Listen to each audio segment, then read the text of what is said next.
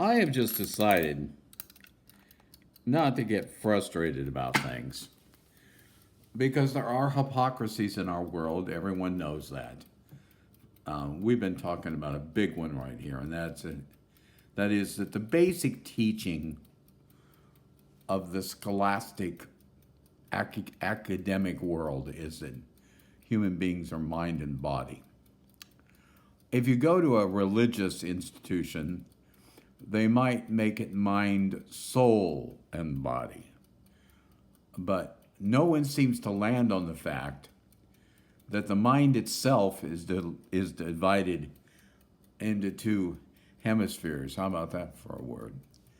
Two sections, right brain, left brain. And it's well known medically and in all the facets of education.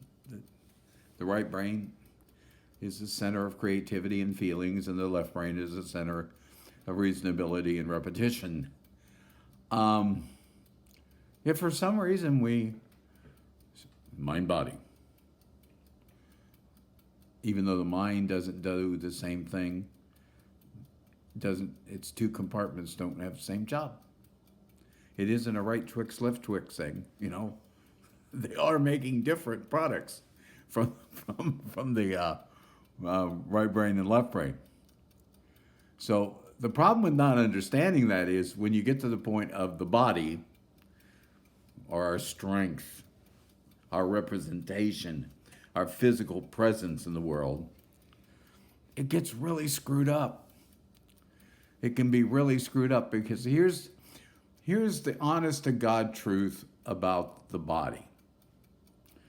When you're talking about your body and the way it works and the way it handles itself and the way it lives, the body either reacts or it responds. Stop with that a second. It reacts or it responds. And if you're living a mind-body existence where whatever is in your mind, that's all that's available, all the training, all the prejudices, all the takes you've had on the experiences of your life, if that's all you got up there and it hasn't been renewed and challenged and questioned, then the body's just going to start reacting. And that's what people do. Well, before I should have thought more about it, but I just went ahead and did it anyway. I don't, before I even knew it, I was doing. It's true. The body gears off the mind's indifference, the mind's insufficiency, the mind's unwillingness to do anything but handle things. Remember,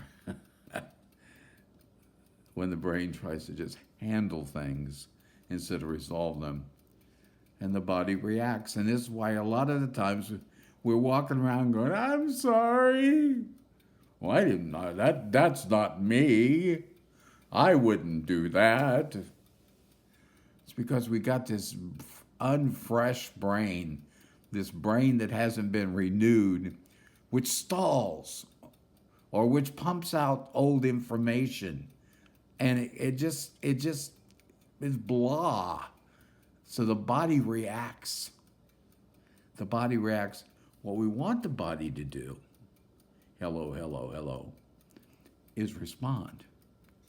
We want the body to respond energetically and favorably to our inclination that has been cleaned up in our brain by our feelings in therapy with our spirit, coming up with a great idea which it passes to the brain, and the brain says, great, let's resolve this, and turns to the body and says, please respond.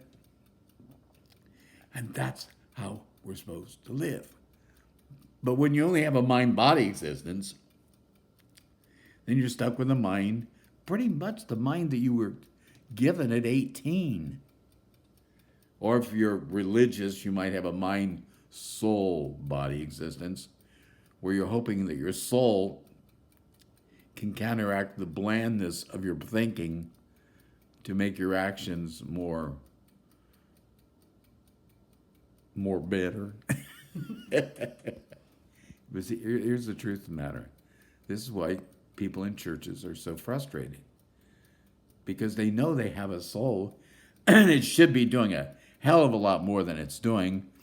But because their brain is still stuck in the traditions of all their training, their bodies are reacting much in the same way that everybody else in the world reacts.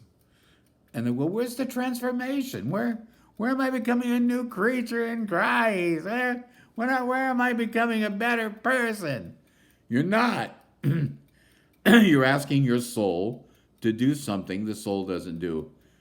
And that is to take over the mind. It's not going to happen. These things are in cooperation. When you start thinking your soul's more important than your mind, that's where you begin to fall down. We need to get our brain working so we don't react, but instead we get our bodies to respond.